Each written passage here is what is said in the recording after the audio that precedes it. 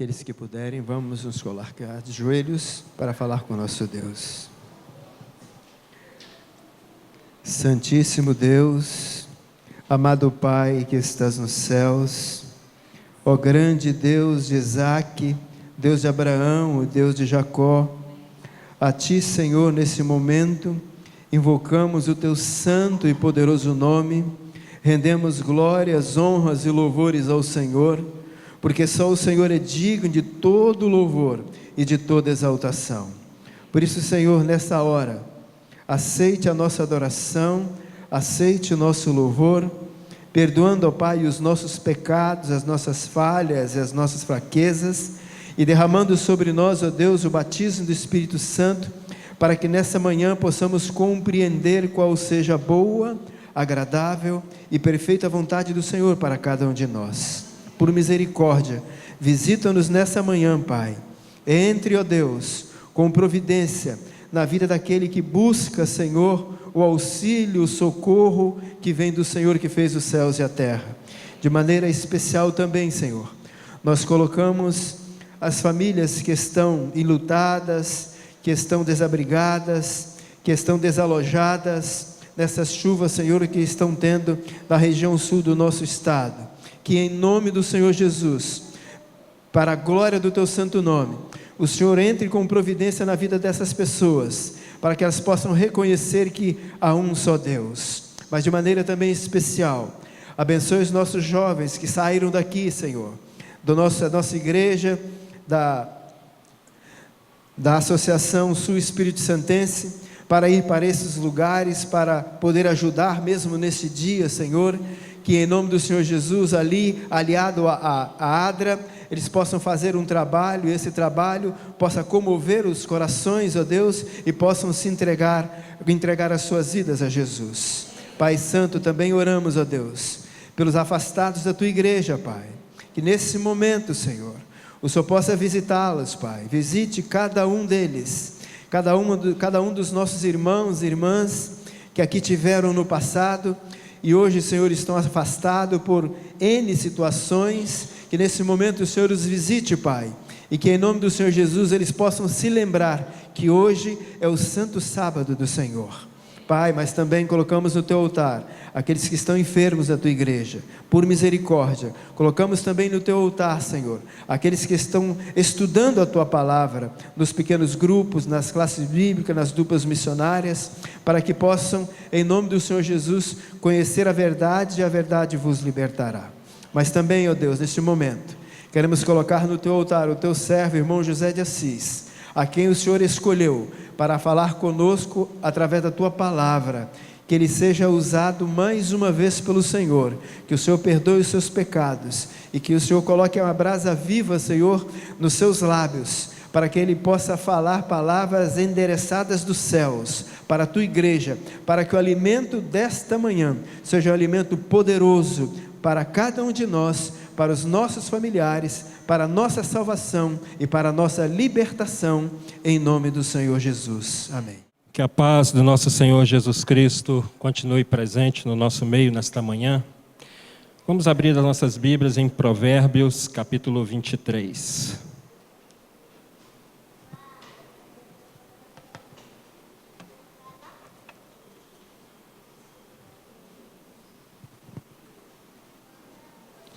Provérbios, capítulo 23.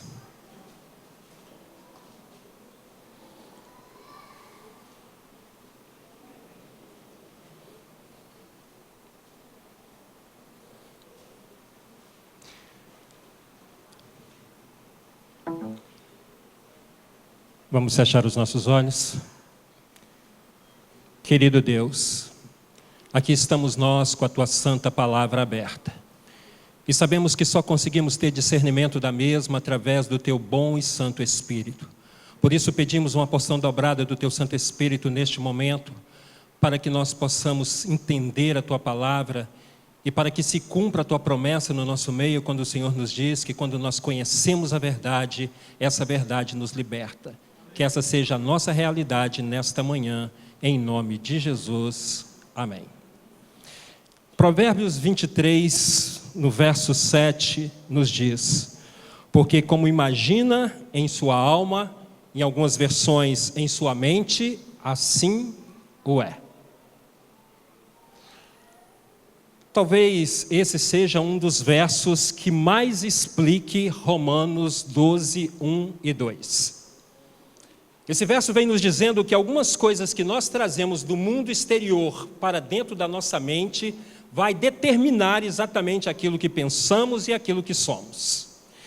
E veja o que acontece a partir do momento em que essas coisas se estabelecem em nossa mente. Por que devemos renovar a nossa mente pela palavra de Deus? Porque os pensamentos geram imaginações. Imaginar é como criar um filme, um roteiro, onde a sua rotina será submetida a esses pensamentos. De fato, o pensamento no qual você medita vai levar você a crer naquilo como fosse algo real. Interessante que eu tenho aqui uma foto para vocês. Vejam essa foto. Por mais que se diga a esta menina que aquilo que ela está vendo não é real, ela não vai conseguir imaginar, ela não vai conseguir entender e ela não vai conseguir ver isso. Porque vocês vejam que quando ela olha no espelho, ela vê exatamente aquilo que está na sua mente. A sua mente está dizendo que ela se tornou uma pessoa extremamente gorda.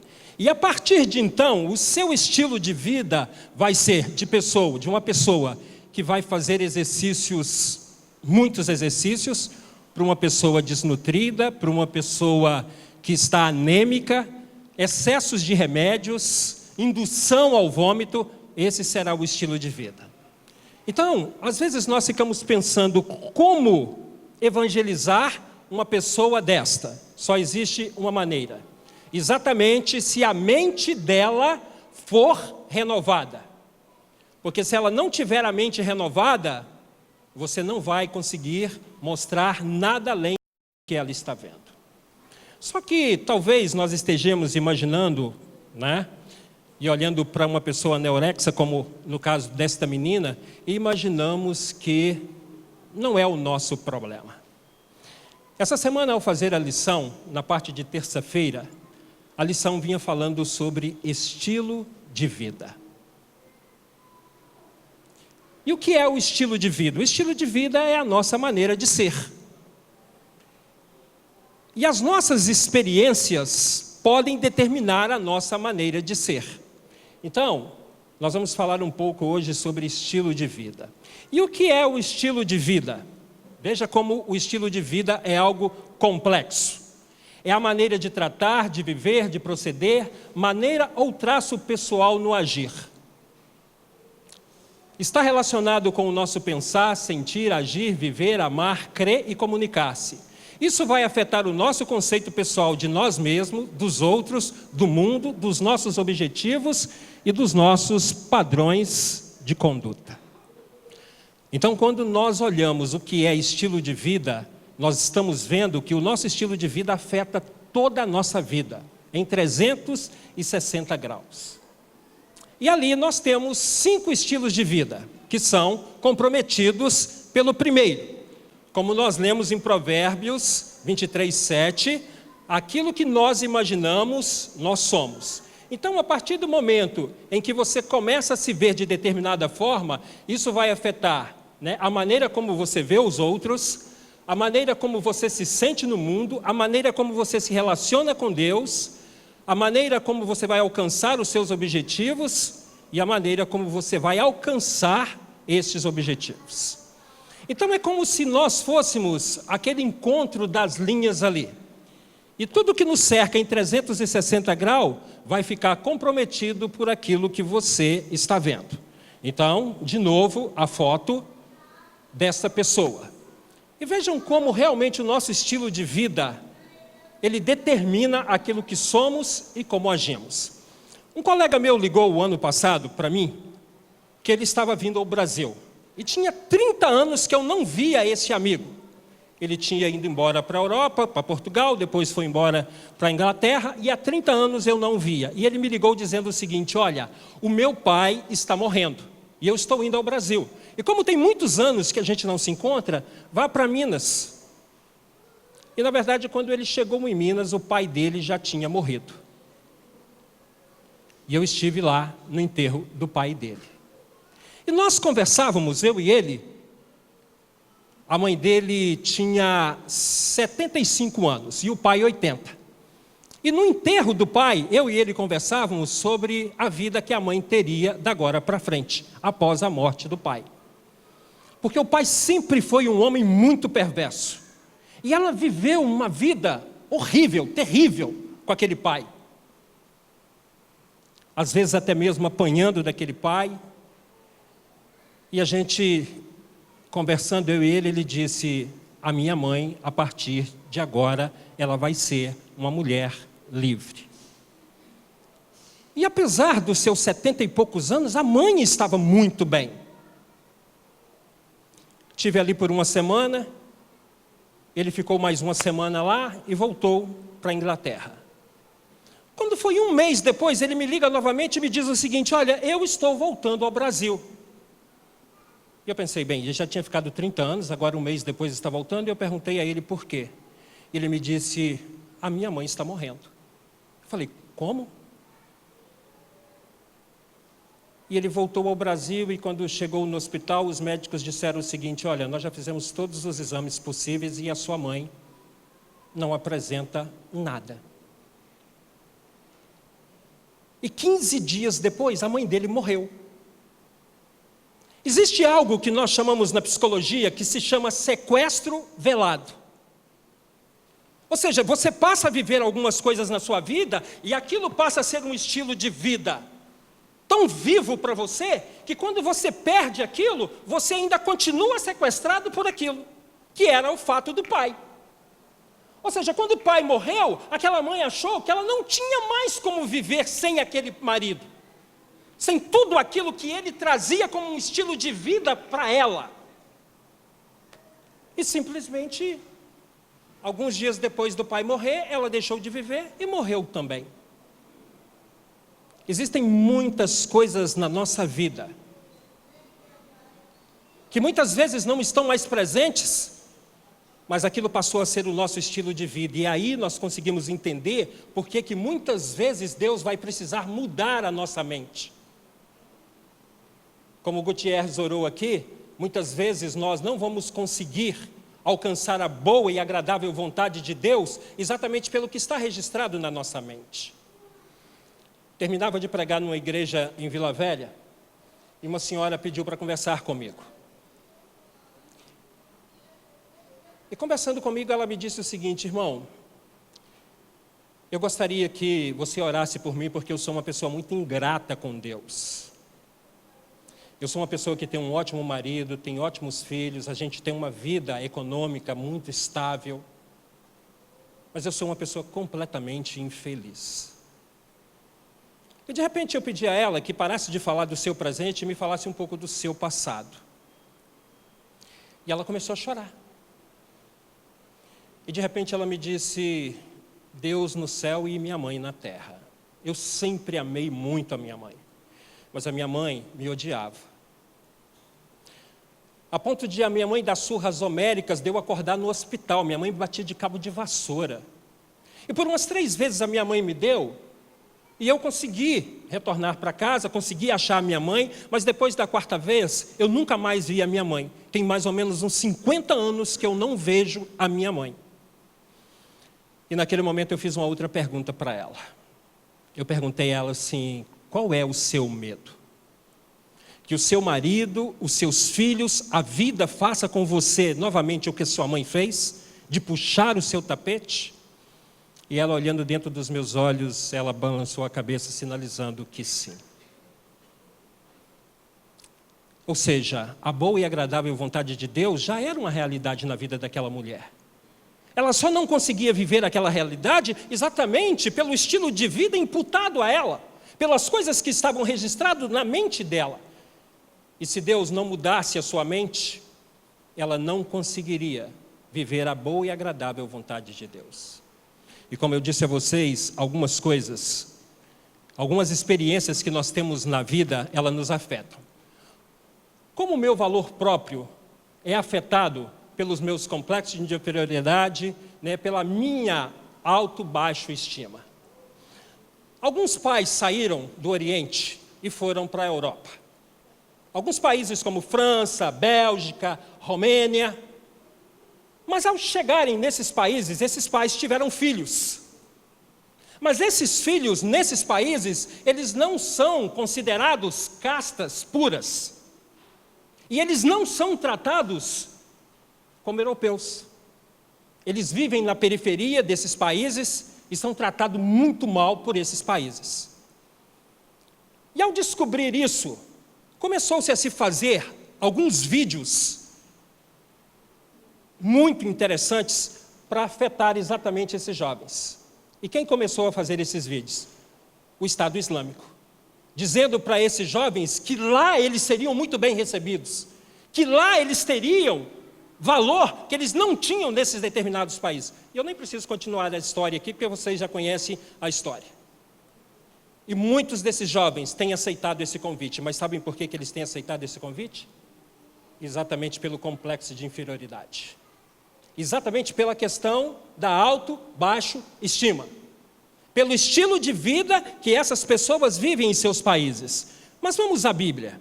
Lucas, capítulo 5. E vocês vão ver como que realmente o nosso complexo de inferioridade nos afeta e afeta tudo que está à nossa volta. Lucas, capítulo 5.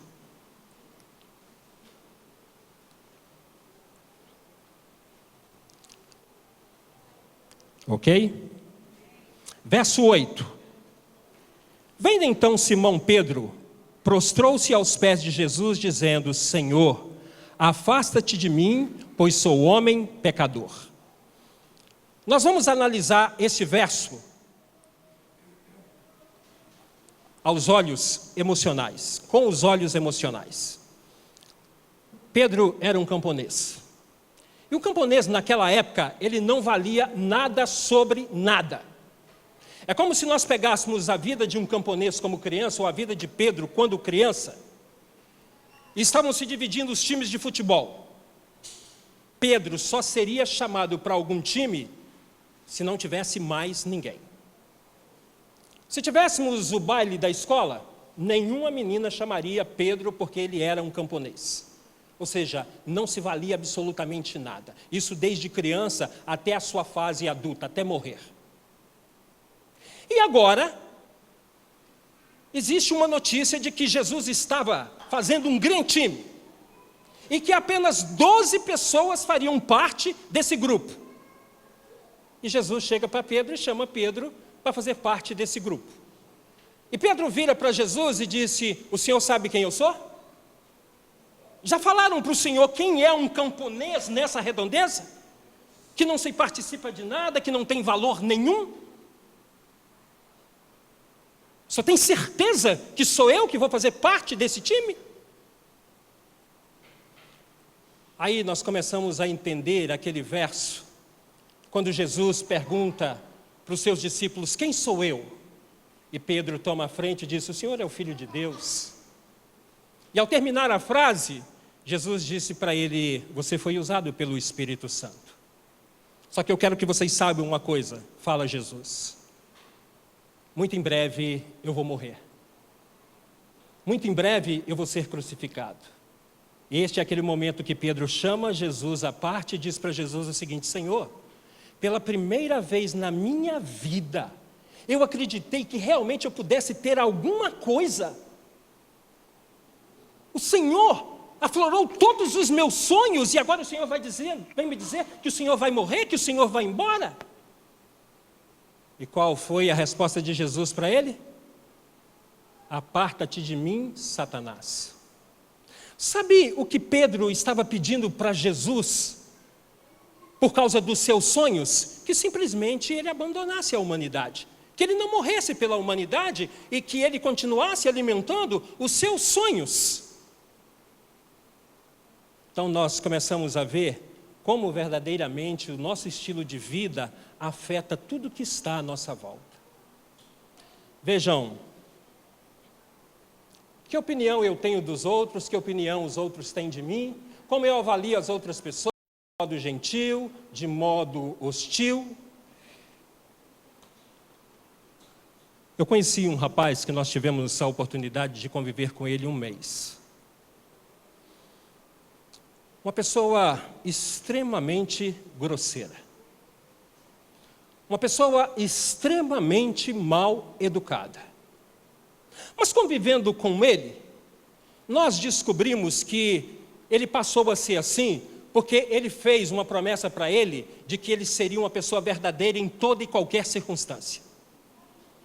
Que ele falaria com as pessoas o que tivesse que falar em toda e qualquer circunstância. E quando nós o conhecemos foi exatamente num velório, onde um filho de uma adventista estava sendo velado, e esse menino que estava sendo velado era um ex-adventista, morto pelo tráfico, porque ele saiu da igreja e se envolveu com o tráfico. E ali, naquele momento do velório, aquele pai chorando no caixão, aquele rapaz do outro lado do caixão diz: pior do que o seu filho estar aqui no caixão, é o seu filho ter perdido a salvação.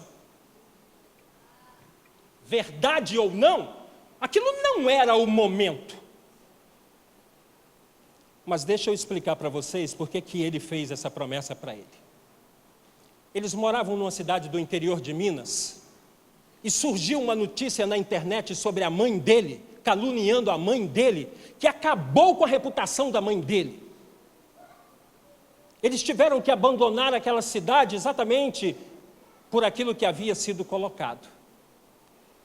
E a promessa dele para ele era o seguinte: a partir de agora, toda a verdade vai ser dita, doa a quem doer. Então, nada disso que eu vou apresentar aqui para vocês, eu estou dizendo que justifica aquilo que muitas vezes somos, mas explica. A palavra de Deus diz: pelo fruto, mas pelas raízes nós entendemos as pessoas. Muitas vezes aquilo que nós somos pelas raízes que temos. E como eu disse para vocês, muitas vezes essas coisas vão acontecer exatamente em função de experiências que nós temos. Vejam, tenho preconceito contra homens ou mulheres, as mulheres são falsas, todos os homens são violentos. Às vezes algumas experiências que nós temos, nós vamos levar para o resto da nossa vida, e a partir de então, todo olhar que nós tivermos para alguém que nos lembre aquilo que aconteceu, você simplesmente vai ter uma barreira. Esse rapaz me contou que ele tinha 5 anos de idade. E aos 5 anos de idade, o pai sempre que ia para o encontro com a amante, levava aquele menino de 5 anos de idade. E a primeira pergunta que eu fiz para ele foi o seguinte: ok, mas você nunca falou isso para sua mãe? Porque naturalmente é a pergunta que qualquer pessoa que ouvisse aquela história faria. E ele virou para mim e disse: eu tinha 5 anos. Eu amava a minha família. E eu sabia que o dia que a minha mãe descobrisse o que meu pai estava fazendo, a nossa família acabaria. E por isso eu sustentei aquela situação, indo várias vezes com meu pai, até que a minha mãe descobriu. E o dia que a minha mãe descobriu, e sabia que eu estava na situação, a minha mãe passou a me odiar. E ele me disse: a minha mãe me odeia até hoje. Nós temos poucos encontros, nos vemos muito pouco. E aí, esse menino passou a ter uma barreira com mulher, exatamente em função da maneira como a sua mãe o tratava. E ele me disse que ele teve muita dificuldade em arrumar uma namorada porque ele tinha um problema pessoal com mulheres. E agora ele arruma essa namorada, e eles estão noivos, e ele descobre que essa noiva o está traindo. Mais uma vez, o que eu estou dizendo aqui não é para justificar pecados, não é para justificar aquilo que somos, mas é para que nós possamos entender que muitas vezes a nossa mente vai ter que ser mudada. Hoje ele é um homossexual, porque ele detesta mulher. Então, se aquilo que aconteceu com a sua mãe, se aquilo que aconteceu com a sua noiva, não for retirado da sua mente, ele não vai conseguir ter uma outra visão. E será que muitas vezes nós não temos algo na mente que realmente nos atrapalha? Comparo-me com os outros são maiores, os outros são melhores. Existe um livro da casa que se chama Cura para Traumas Emocionais. É um livro da casa. E é um dos livros mais interessantes que eu já li. Então, digo para vocês, se você tiver oportunidade, você consegue baixar esse livro. É um dos livros mais interessantes que eu já li. E nesse livro existe uma história que se chama a história de Bill, uma história verdadeira, verídica. Que quando Bill, ele conta no livro, que quando ele era muito criança, ele gostava muito de agradar os pais. Sempre arrumando a mesa, lavando os talheres, ajudando a arrumar a cama. Mas sempre que ele fazia alguma coisa, a sua mãe dizia: você não presta para nada, você não sabe fazer nada direito, tudo que você faz eu tenho que refazer. E o mesmo ele ouvia do pai. Fiz uma semana jovem, que eu conheci um rapaz, que ele já tentou o suicídio 3 vezes, da nossa igreja. Não por coincidência, mas ele já tentou 3 faculdades. E em todas as 3, ele quase chegou no seu final. Faltando muito pouco para se formar. Mas segundo ele me disse, para quê? Meu pai sempre me disse que eu não ia chegar a lugar nenhum, que eu não presto para nada, que eu nunca prestaria para nada. Então para que terminar uma faculdade? Para que fazer uma faculdade? Simplesmente para ter um canudo? Mas no caso de Bill, como todo homem, como eu e talvez alguns outros que estão aqui, o seu maior sonho era agradar o seu pai. E um dia Bill chega com um boletim em casa com as notas 7. O seu pai olhou o boletim e disse para Bill assim: Bill, você consegue fazer melhor. Estude e você vai conseguir 10 em todas as notas. E ele conta no livro que ele nunca gostou de estudar. Mas, para agradar o seu pai, ele começou a estudar. Nota 8, nota 9, até o dia que ele pega o seu boletim, todas as notas 10. E ele foi feliz para casa. Pois pela primeira vez na sua vida, ele receberia um elogio do seu pai. E o livro conta que quando o pai olhou o boletim e olhou para Bill, o pai disse: garanto que todos tiraram 10 na sua sala. Você não fez mais do que a sua obrigação. Ele conta no livro que Deus para ele é como se fosse uma escada.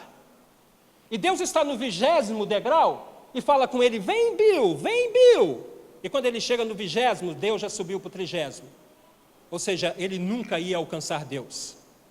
E ele conta no livro que ele se formou em teologia. E a sua primeira igreja tinha 50 membros. Era como se tivesse 50 mães e 50 pais. E ele acabou abandonando, porque, segundo ele nunca conseguiria agradar aquela igreja e igreja nenhuma. E isso tinha sido imputado por quem? Pelos seus pais. Muitas vezes o nosso estilo de vida, ele tem muito a ver com a nossa infância, com a nossa criação. E aí é onde Ellen White diz, no livro Parábolas de Jesus, que chega um determinado momento da nossa vida que nós precisamos olhar para nossas experiências e nós precisamos definir o que fica e o que sai. Agora, nós não podemos continuar uma vida inteira culpando o nosso estilo de vida ou a nossa maneira de ser aos nossos pais. Porque a partir de agora, eu posso tomar novas decisões. Eu posso trazer novos estilos de vida para mim. E você pode para você. Então, nós não podemos continuar culpando os nossos pais. E o interessante, que vejam, que opinião eu tenho sobre o mundo, a vida, Deus, como eu percebo o mundo ameaçador, maravilhoso. Nós estamos estudando sobre um jovem chamado Daniel. Imagina aquele rapaz na terra dele, no país dele, o que ele teria, os sonhos que ele tinha. E agora, simplesmente, ele é trazido para um outro país, sem pai, sem mãe, talvez sem avó, sem pastor, sem ancião. Irmãos, Daniel simplesmente poderia ter chegado à Babilônia e dito: a minha vida acaba aqui. A nossa mente, ela funciona com a imagem e a projeção. Imagem é o passado, projeção é o futuro. O que nós vamos fazer da vida?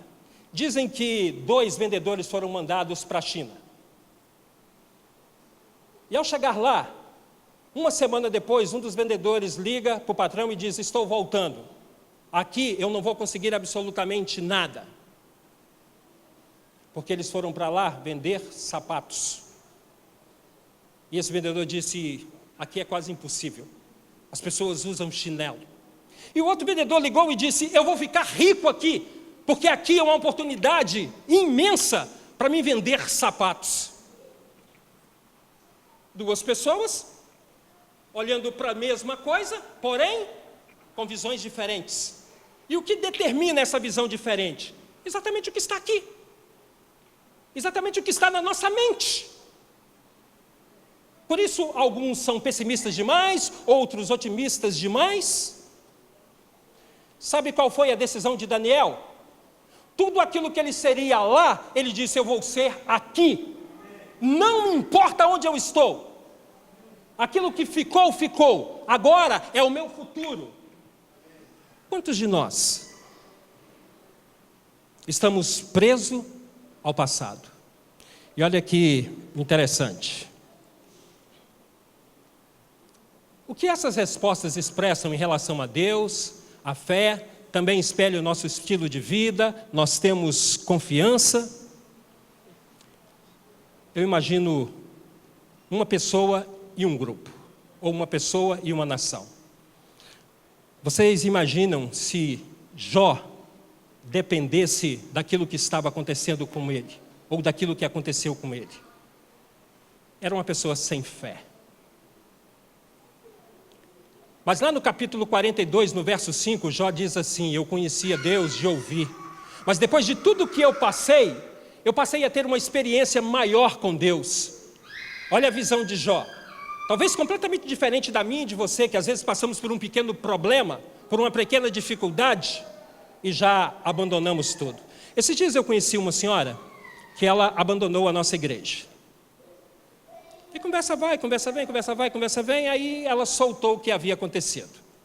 Ela frequentava um grupinho. Aí com muita dificuldade, eles conseguiram implantar os desbravadores.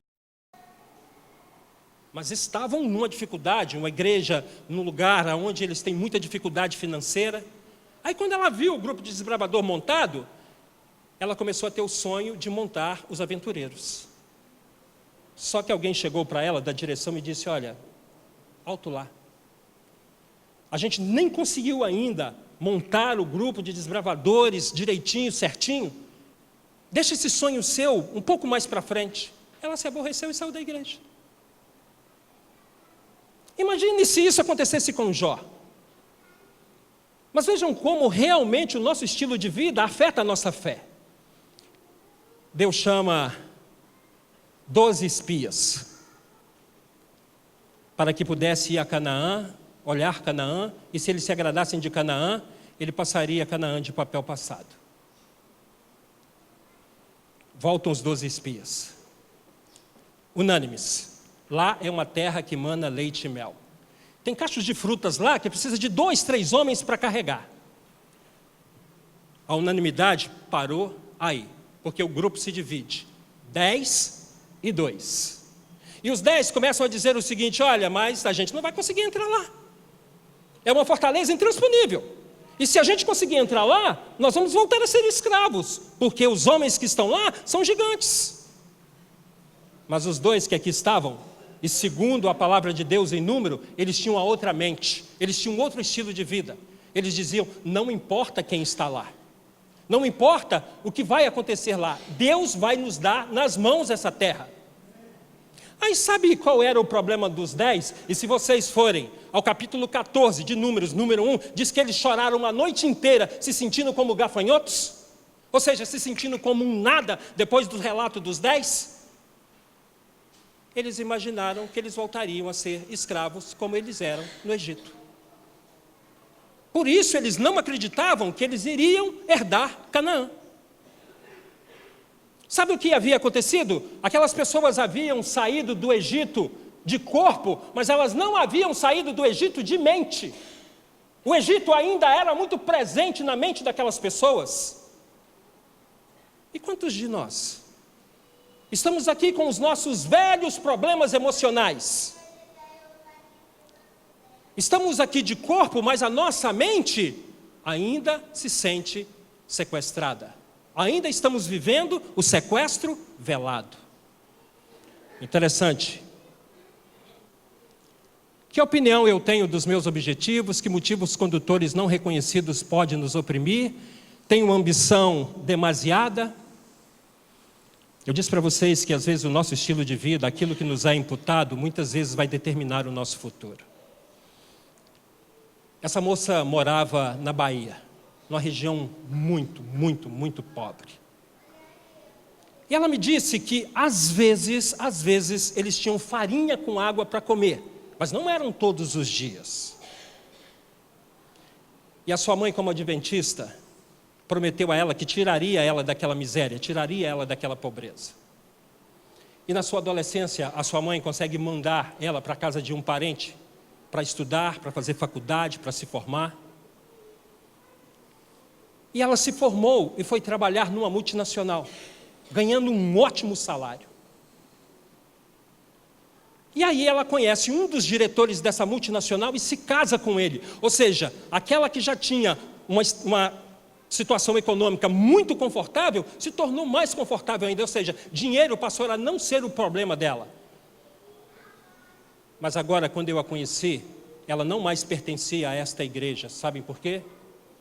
Porque ela prometeu a ela que nada impediria ela de fazer absolutamente nada. Porque tudo aquilo que ela não tinha feito na sua infância e na sua adolescência, agora com dinheiro ela faria. E não teria Bíblia, não teria princípios, não teria mandamentos que a impediria. Vocês estão vendo como isso afeta a nossa fé? E eu disse exatamente a Romanos 12, 1 e 2 para ela. Eu disse, se você não tirar isso da sua mente, você não vai conseguir voltar para Cristo. Então, muitas vezes nós estamos aqui, mas a nossa mente ainda está sequestrada. Que preço pago por esses objetivos, perturbações psicossomáticas, medos, decepções?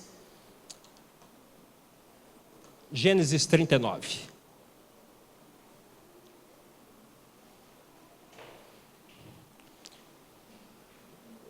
Esse verso aqui é um dos versos mais interessantes para mim na Bíblia. E vou explicar para vocês por quê. Gênesis 41.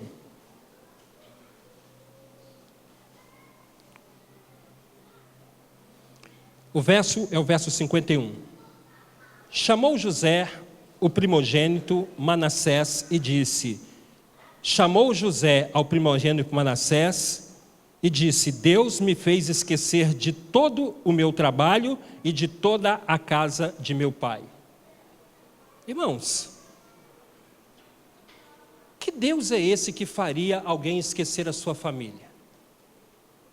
Olha o equívoco de José. Na verdade, ao invés de José resolver o seu problema, ele preferiu esquecer o problema. E quando aos 30 anos ele recebe o anel de Faraó, e Faraó diz para ele, você é o segundo homem no Egito. Não existe ninguém acima de você que não seja eu. A partir de agora você é o governador dessa terra.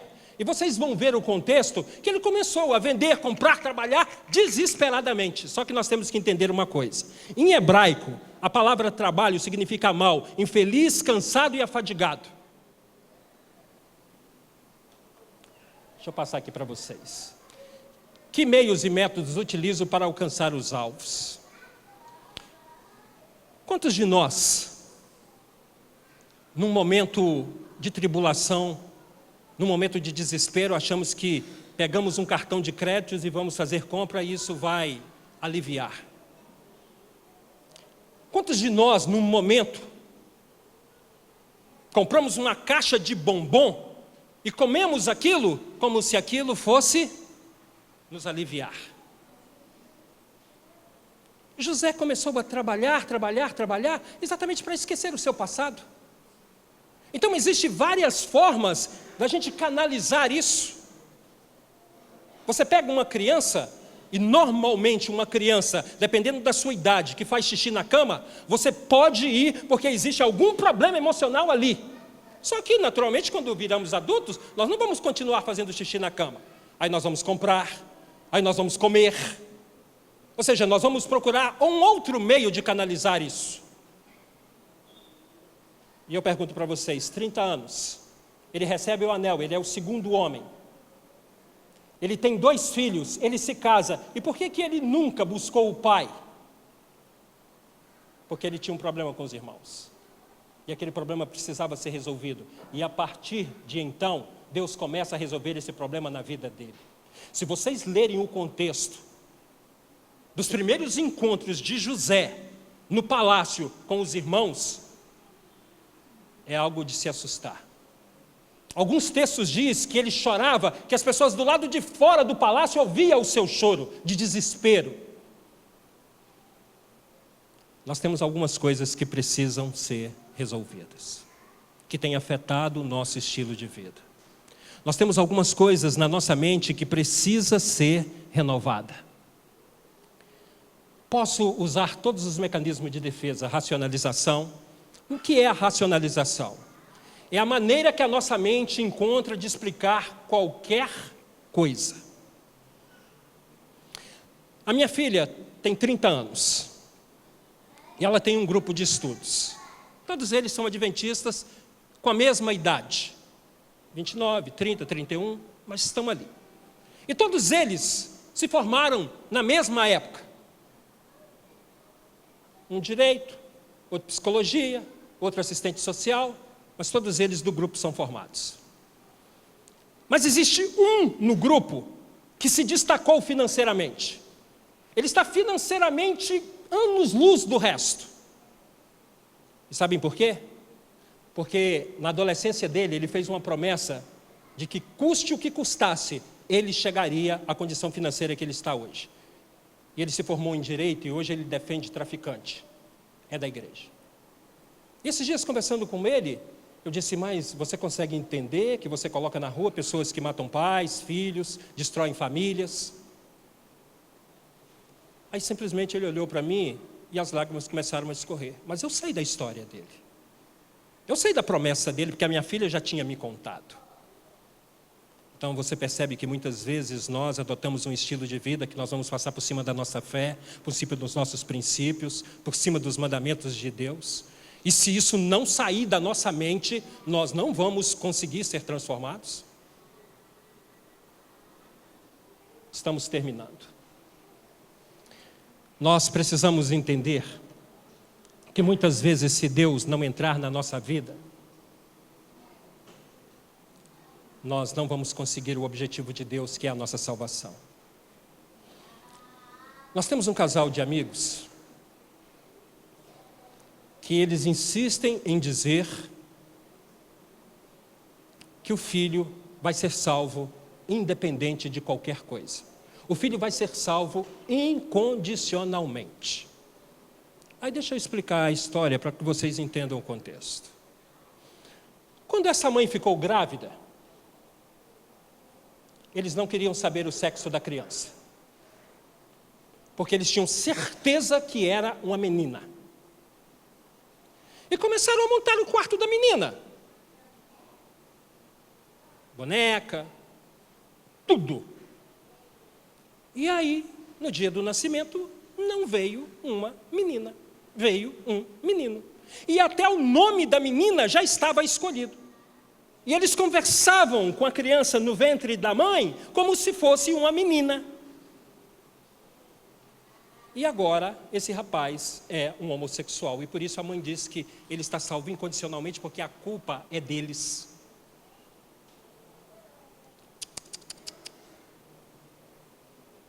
Essa mente precisa ser renovada. Nós não podemos aceitar que coisa alguma seja maior do que o Deus que nós servimos. Seja o que for que aconteceu, seja qual for o estilo de vida que foi imputado a nós, não é maior do que o Deus que nós servimos. Nós servimos um Deus que cura, que salva e que liberta. Então não há nenhum estilo de vida que vá justificar a nossa salvação ou a nossa perdição. Porque nós precisamos colocar a nossa vida no altar de Deus. E se há alguma coisa que precisa ser transformada ou renovada, este é o momento. Então que Deus possa nos alcançar no nosso estilo de vida, na nossa maneira de ser. Porque isso não afetou Daniel, não afetou os seus amigos, isso não pode nos afetar. Seja onde nós estivermos, seja o que tenha acontecido, que Deus possa nos lavar com seu sangue e que nós possamos ser renovados pelo poder de Deus. Querido Deus, o Senhor conhece a cada um de nós que estamos aqui nesta manhã. Sabe, Senhor, quantos fios de cabelo há nas nossas cabeças. Sabe, Senhor, da nossa carga emocional, daquilo que nós precisamos levar diante do Senhor, para que o Senhor possa renovar a nossa mente, para que possamos viver a boa e agradável vontade do Senhor. Que nesta manhã o Senhor derrame o fogo purificador sobre cada um de nós, queimando, Senhor, aquilo que nós não devemos continuar carregando como carga emocional. Nos transforme, Senhor, nos renove, Senhor, para que nós possamos viver tudo aquilo que o Senhor tem como bênçãos nos celeiros dos céus para cada um de nós, em nome de Jesus. Amém, Senhor.